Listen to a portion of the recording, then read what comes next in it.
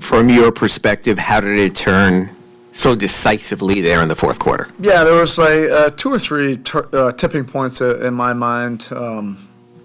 There was a point where we were up 15 towards the end, about 4 minutes left in the third quarter, where we had an opportunity to potentially take that to 20, and then they took it to 10, and then under 10. And that was the first shift, and then there was another shift. I had to call up a timeout. 2 or 3 minutes into the fourth quarter, and then another one, and then at that point it's just a game.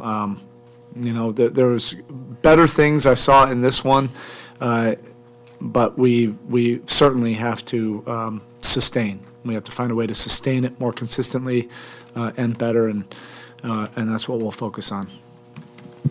Not every team has the defensive personnel that Brooklyn does, even a little shorthanded, but what kind of problems were their switches giving you in the fourth quarter, and how do you see this team having over the past couple of years? Because switches have been a problem before, but how do you see that progressing recently? Yeah, for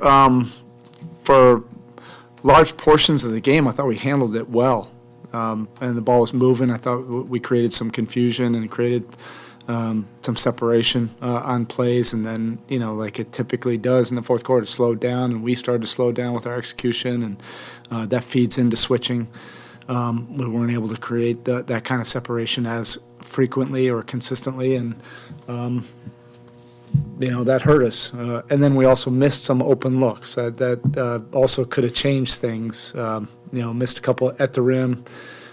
Either at the rim or within the circle, and then miss some open threes. That's part of it. But we just have to be better at sustaining our game.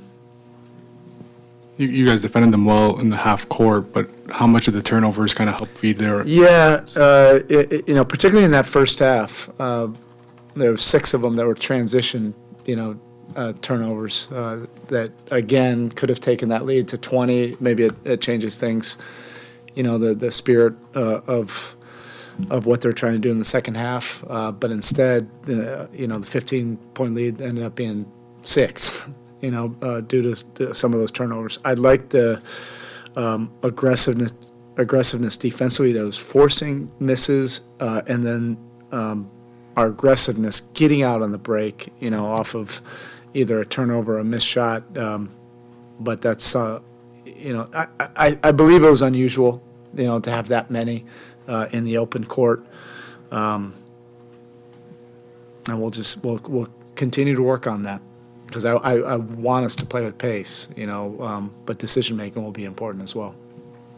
This is a couple of really high volume, high point, high across the board games for Tyler offensively. What are you liking from what he's offering up right now?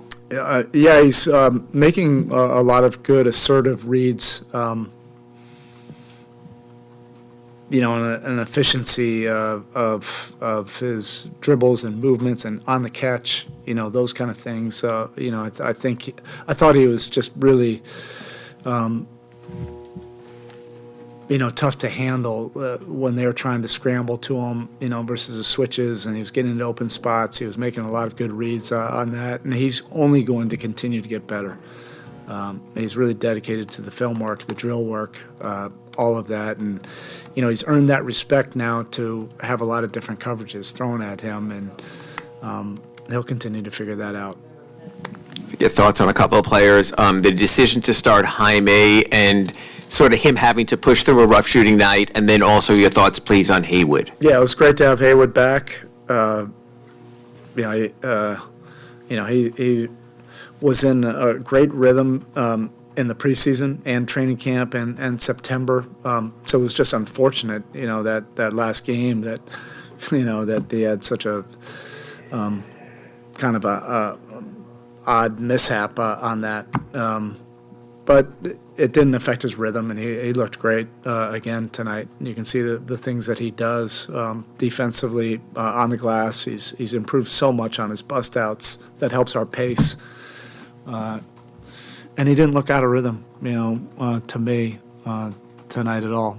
Jaime, I think he still did a bunch of winning things tonight. Of course, everybody will just look at the 3-point shooting line. but his game isn't defined just by that. And this was a unique team. Once K Love was out, they're basically playing 5 guards. And that speed had really been a problem. I think we handled that pretty well, tonight. Just their speed and quickness in playing the 5-guard lineups. But we do need to sustain things better.